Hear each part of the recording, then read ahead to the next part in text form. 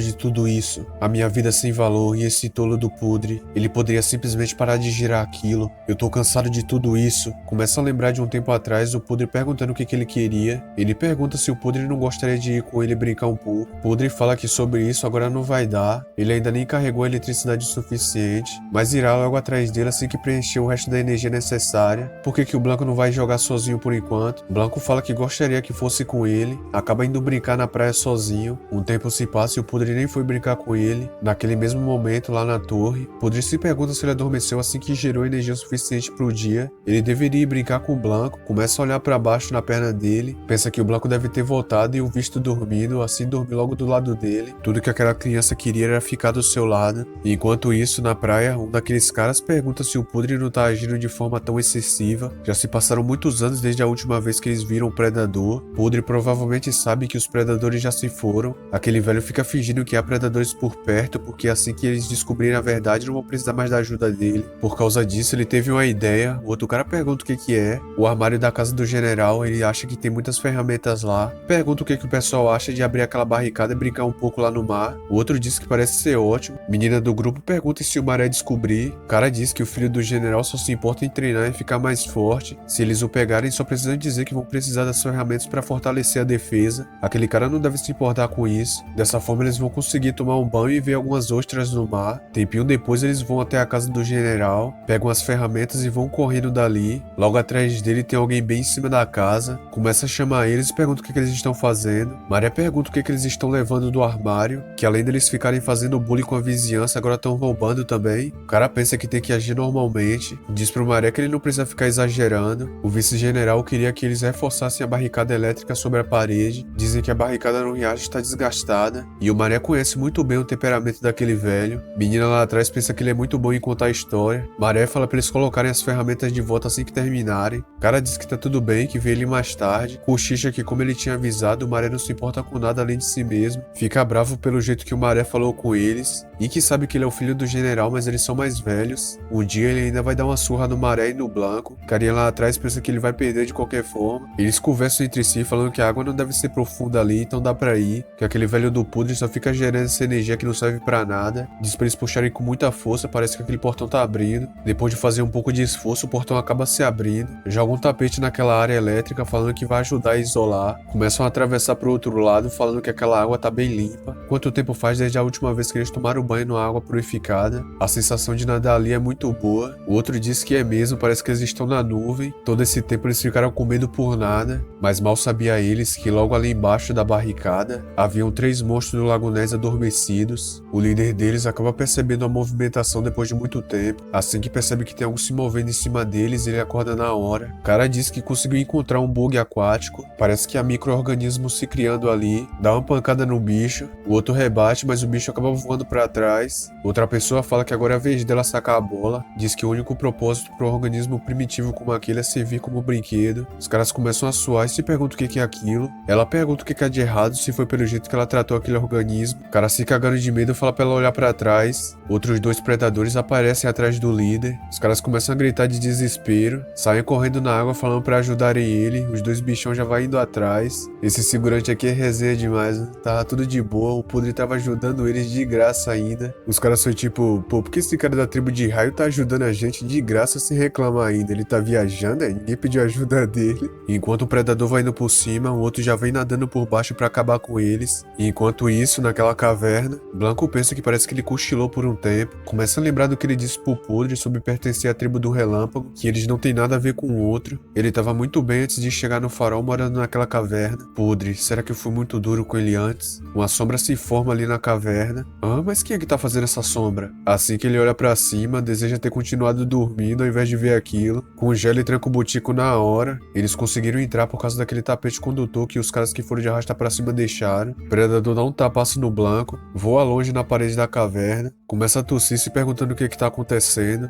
Isso não é bom, ele tem que correr imediatamente. Naquele momento, apenas por ver um predador, foi mais do que suficiente para paralisar qualquer tribo de Deus com medo. O líder diz pros Minions se afastarem, aquele ali tem um cheiro mais profundo do que os outros membros da tribo da água. Uma vez que a tribo de Deus experimente o poder esmagador de um predador, o seu medo se amplifica. Líder diz pro Blanco dar o coração dele, não há pra onde ele fugir ali. Blanco pensa como é que um predador conseguiu chegar até ali. Esse do meio parece ser muito mais forte do que os outros. Se continuar assim, ele vai acabar morrendo. O predador começa a se preparar para atacar. Blanco diz que agora já era pra ele. De repente, um raio vai em direção a ele. Blanco começa a olhar pra frente. Podre conseguiu defender o ataque daquele monstro. Diz que só com isso ficou sem fôlego. Faz muito tempo desde que ele não luta. Pensa que 40% da energia dele foi perdida apenas por defender esse ataque. Além disso, não tem muita energia sobrando desde que ele gastou tudo no gerador. Um campo de força se forma ao redor dos dois. Blanco fala que o Podre acabou se machucando por causa dele. Os predadores ficam batendo na barreira do Podre para tentar quebrar. Podre diz pro Blanco que aquele campo de plasma não vai durar por muito tempo. Ele não é um guerreiro, mas não há necessidade do Blanco entrar em pânico, ele tem que ficar focado. Diz pro Blanco que ele vai usar uma das suas habilidades. Blanco tem que ir em direção ao farol e não olhar para trás. Essa é a única coisa que ele vai fazer. Diz que se lembra que é mais uma coisa. Tira algo do peito dele. Blanco tem que cuidar muito bem daquele Sari e enterrar ele em um lugar com a última vista quando o Blanco foi ao continente do relâmpago algum dia. Mas é uma pena que ele não vai poder acompanhar o Blanco até o Morro dos Heróis. Blanco pergunta o que ele tá dizendo, pede desculpas e diz pra eles voltarem junto ao farol. Podre fala que ele vai contar até 3 até usar a habilidade. Assim que ele ativar a habilidade, o Blanco deve correr por aquela falha e ir em direção ao farol e trancar as portas. Pergunta se o Blanco consegue fazer isso. Blanco fala pro Podre ir com ele que ele não deve fazer isso sozinho. Podre diz pro Blanco prometer a ele que vai se tornar um adulto saudável. Abraça o Blanco, fala pra ele prometer isso. Blanco diz que não se importa com o que as pessoas pensam dele, mas ele simplesmente odiava quando eles menosprezavam o Podre. Foi por isso que ele disse aquelas coisas antes no farol. Podre fala pra ele não se preocupar, ele sabia disso o tempo todo. O predador começa a quebrar a barreira. Podre pensa que o campo de plasma não vai durar muito tempo. Tudo que ele pode fazer agora é ganhar tempo pro Blanco escapar usando aquela habilidade. Aquela coisa é muito poderosa mesmo pro predador de nível de 100 unidades. Podre não será capaz de deixar nem mesmo o risco nele usando qualquer habilidade. No fim das contas, ele é só um membro da tribo de Deus de baixa classificação. Mas aquela criança é diferente, ela tem um grande potencial. Ela irá realizar grandes coisas mais tarde na vida, ela tem que sair viva dali. Podre diz pro Blanco se preparar. Assim que ele contar até 3 é pra ele fugir. Blanco diz que vai fazer isso. Assim que contar até 3 eles começam a correr. O Podre pula para cima do predador, começa a carregar o seu último ataque. Pensa que lamenta muito por não ter feito nada pelo Blanco, mas que pelo menos com isso o Blanco vai ter uma chance de sobreviver. Então ele usa a habilidade de autodestruição da tribo do relâmpago, o Overshock. O predador se pergunta o que é essa energia. Uma explosão gigantesca acontece ali. Blanco já conseguiu tomar uma distância daquele lugar. Lamenta muito por isso estar acontecendo com o Podre. Naquele dia o farol ficou sem seu dono e os predadores aquáticos, o Gera junto com seus minions, começaram a atacar a vila novamente. Só depois que o Podre foi de arrastar pra cima, o povo da Aquamar aprendeu o quão importante era o Pudre para eles. Tempo depois, o Maré pede pro Blanc como general da vila para unirem forças e acabar com os predadores. O Blanc pode ter perdido o Pudre, mas eles também perderam várias pessoas daquela vila, e junto dessas pessoas estava o pai dele, o general também. Blanco fala que é isso que eles receberam, pergunta se eles não acham que estão sendo punidos por zombar do farol que sempre protegeu a vida deles. Maré fica com raiva, Blanco diz que agora é a hora deles pararem de festinha de piedade, a partir de agora é cada um dando o seu melhor para sobreviver por conta própria. Além disso, ele vai dar um bom uso para aquelas joias, já que elas não vão ter muita utilidade se todas as pessoas da vila morrerem. Blanco chama a atenção daquelas pessoas ali atrás, diz que a partir de agora elas não devem chegar perto dele, começa a lembrar de como eles o tratavam antes. Aquelas pessoas não devem mais encostar de junto dele porque eles são sujos. Foi naquele dia que o Blanco alcançou a transcendência completa. Ele conseguia purificar a água ao seu redor. Blanco diz que eles não passam de seres imundos fedorentos. A partir daquele dia, o Blanco desenvolveu missofobia. Tudo isso por causa do desprezo pelo povo de Aquamar. Voltando para o momento presente, Blanco pensa qual a necessidade de ficar recordando o passado. Começa a olhar para aquela janela, as rodas do gerador e aquela batida que acordava ele todas as manhãs. Blanco sente muita falta disso. De repente alguém começa a bater naquela janela. Blanco fica surpreso ao escutar aquilo, entra em choque e se pergunta se poderia ser. Ninguém além do Pudre poderia bater nessa janela do farol nessa altura. A janela se abre e uma luz vai entrando lá dentro. Blanco se pergunta se é realmente possível. É aí que ele vê a silhueta de uma pessoa, e essa pessoa não é o Pudre, mas é da tribo dele. Logo atrás do Faísca vai vindo o Juninho. Blanco se pergunta como eles ousam ir até ali. Eles percorreram todo esse caminho só por causa de uma mera safira. Faísca fala que não é tão simples assim. Blanco se prepara para dar um ataque neles. Faísca joga um raio, diz que primeiro de tudo é para ele parar de atacá-los. Raio facilmente destrói o ataque do Blanco. Faísca diz que eles só estão ali para conversar. Blanco pensa que eles também são da tribo do Relâmpago como o Pudre. Se pergunta por que a aura daquele cara é totalmente diferente. Faísca começa a olhar para aquela pedra, diz que aquela preciosa safira branca só desperdiçará se não usar a capacidade total. Do mesmo jeito, não importa quantas joias o Blanco tenha, todas serão um desperdício para ele. Se ele não colocar essas joias em uso, uma pessoa como ele não merece tais joias. Blanco pergunta o que ele tá falando, pensa que ele não é uma pessoa suja como Faísca disse. Por que todas essas pessoas ficam tentando humilhar ele? Você realmente roubou a minha safira sem ter um uso para ela? Blanco fala que eles não devem saber de nada. Existem cidades muito maiores do que a Aquamar no continente. O poderoso castelo de Portilho ainda está de pé com seu mercado ativo. Ele planeja vender essas joias lá. Faísca pergunta se ele tá falando do castelo de Postilho, do prefeito da tribo santa, o Vilcro. A rota marítima tá bloqueada com gás tóxico. A única maneira de chegar lá é através do perigoso Vale Maga. Não importa o qual habilidoso o Blanco seja, ele não será capaz de cruzar as montanhas porque é membro da tribo da água. Pergunta se não é por isso que ele tá ali preso naquela torre sozinho. Blanco dá as costas, fala que ele não sabe de nada. Faísca diz que escutou sobre ele pelo pessoal da cidade. Pergunta por que o Blanco não se junta a eles para acabar com aqueles predadores. Se o Blanco fizer isso, ele vai dar o que realmente quer, não apenas uma safira. Blanco diz que eles foram até ali para dar uma bronca nele igual o pessoal do Aquamar. Ele não tá nem um pouco interessado em fazer isso, porque ele arriscaria a vida dele por nada. Faísca fica em silêncio, Juninho já fica com raiva. Faísca começa a usar a habilidade, acaba pegando aquele negócio do Pudre do Blanco. Blanco fala para ele devolver isso imediatamente. Faísca diz que aquele Sari contém a alma de um membro da tribo do Relâmpago. Se o Blanco realmente for um verdadeiro amigo do proprietário, ele deve saber onde a pessoa gostaria que isso fosse colocado. Blanco lembra do Pudre dizendo que gostaria que aquele Sari dele fosse descansado no Monte dos Heróis. Ele diz pro Faísca que não se importa com esse pedaço de sucata, que agora é pra eles irem embora dali, ele não se importa nem um pouco com a tribo do Relâmpago. Faísca diz que o Sari da tribo do Relâmpago fica gravado o desejo que a pessoa tinha antes de morrer, seja paz, sede de poder, prosperidade das espécies, transcendência, verdade, riqueza material. Todos os desejos do proprietário ficam gravados ali. Geralmente é gravado vários desejos nele, mas o Faísca nunca tinha visto um tão simples assim. Naquele Sari existe apenas um desejo. Faísca pergunta pro Blanco se ele já tentou ler aquela frase na escrita do Relâmpago. Blanco diz que é claro que não, ele nem sabe a sua língua, que é pro Faísca esquecer aquilo ali, não passa de um pedaço de metal. Ele não se importa com o que diz ali. Tá escrito aqui: eu desejo pro meu precioso filho, o Blanco, que seja feliz. Blanco começa a lembrar dos momentos com o Pudre, se emociona ao pensar naquilo, diz que então esse era o seu último desejo, começa a chorar, se pergunta por que aquilo teve que acontecer com o Pudre. Ele não pode fazer nada sem ser fugir, pede desculpa pro Pudre por isso. Os dois ficam olhando pro Blanco. Depois disso, um tempinho se passa. Faísca diz que eles devem usar a habilidade mais endurecida que tem para perfurar a parte macia do corpo do monstro. Blanco pensa que o Juninho parecia usar a energia da tribo da natureza, e aquele outro cara ali da tribo do relâmpago parecia usar uma eletricidade muito mais forte que a do podre. Tem certeza que isso não se aplica à habilidade da água dele. Faísca diz que a habilidade mais perfurante é a do Blanco. Blanco pergunta o que ele tá dizendo, se o Faísca não sabe que a tribo da água usa a energia da água. Ele deve estar completamente equivocado agora. O jato de água da tribo da água, essa é a habilidade mais rígida e perfurante que nós temos até agora. Você dispara um feixe de água de alta pressão com as pontas dos seus dedos, mas há uma limitação para essa habilidade, já que só pode ser usada no meio do oceano mais profundo. O Gera, o líder dos predadores aquáticos, é mais poderoso que o Nathan,